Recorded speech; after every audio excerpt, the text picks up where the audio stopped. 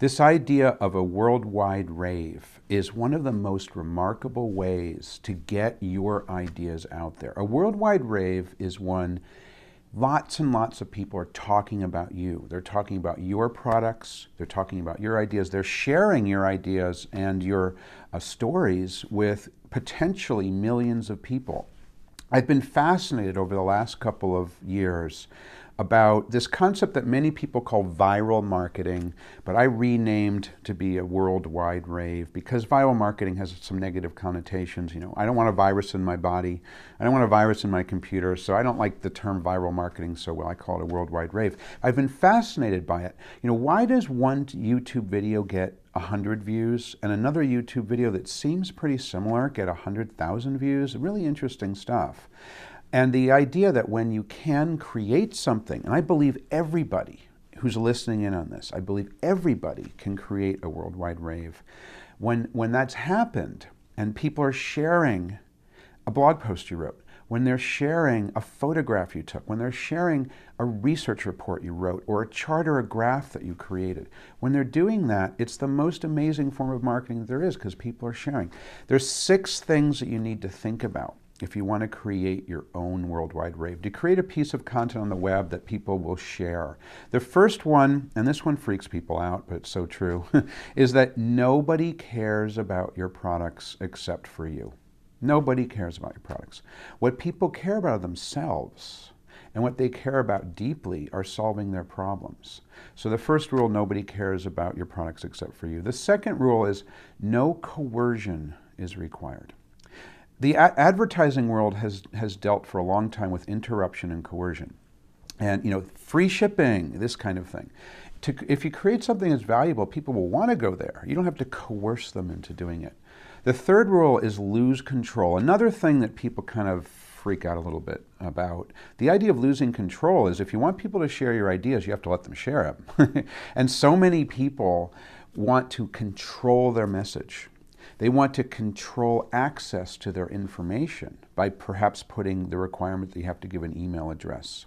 So you have to lose control of your marketing. Tough one for a lot of organizations. Fourth, put down roots. You have to be able to be in the places that your buyers are. For example, if your buyers are on Facebook, you need to be on Facebook. If they're on Twitter, you need to be on Twitter. You need to put down roots in the social media sites where your buyers are living. The fifth rule is create triggers that encourage people to share.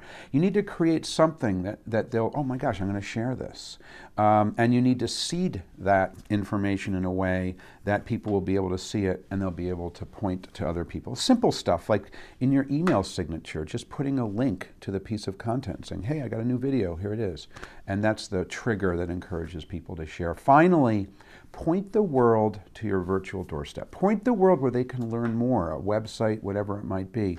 I've got 2 examples of this from vastly different organizations. The first one is Universal Orlando Resorts in Florida. And Cindy Gordon at Universal Orlando Resorts wanted to launch a new theme park. And she was given virtually an unlimited budget. She could have spent tens of millions of dollars on TV commercials and magazines, ads, and whatever she wanted to do. But in order to launch the Wizarding World of Harry Potter theme park, she told just 7 people. Amazing. She thought she was going to get fired for doing this. She actually told the 7 most popular bloggers about Harry Potter, blogs like MuggleNet.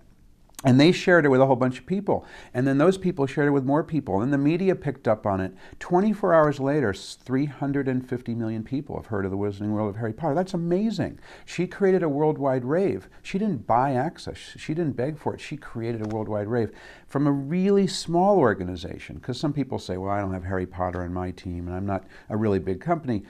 Dr. Helene Smith is a dentist in Boston.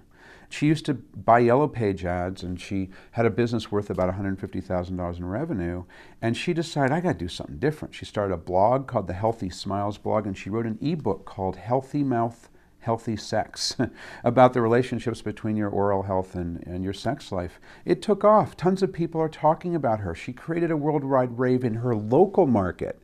Now she no longer buys Yellow Page ads. Her business 2 years later is worth $1 million a year. I think everyone can do that. I think everyone can create something. It's so valuable. People talk about it, pointing the world to you, and you can increase your business as a result. It's a worldwide rave.